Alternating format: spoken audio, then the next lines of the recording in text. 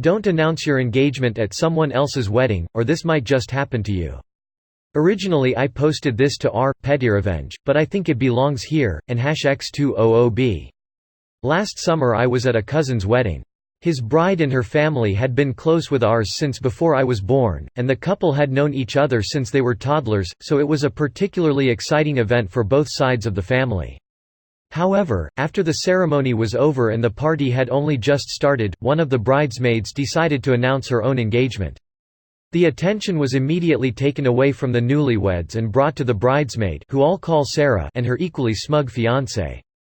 My cousin's wife, all call her Emma, didn't make a scene or utter a single negative word about Sarah.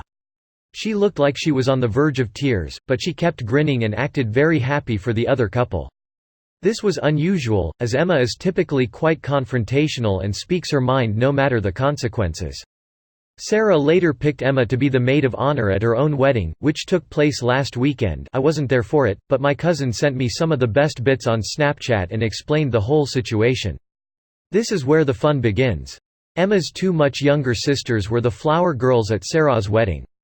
At the very last moment, Emma switched out the white petals in their baskets to blue ones she had secretly brought with her. She told her sisters not to say anything about it or let the bride see them until it was time to scatter them down the aisle.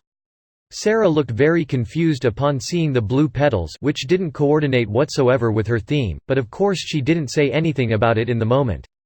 Most of Sarah's other bridesmaids were also Emma's friends, had attended Emma's wedding, and were in on Emma's scheme. At the reception, Emma's sisters and the other bridesmaids were tight-lipped when Sarah began demanding to know why there were blue petals. The wedding planner ended up getting a lot of abuse for not checking the flower girls' baskets before they walked down the aisle. Finally, it was time for the speeches.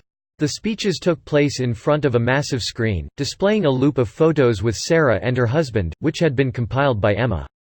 Emma took the remote that controlled the presentation screen and at first she showed some pre-approved humorous photos of Sarah with Emma and other friends to facilitate a couple light-hearted jokes.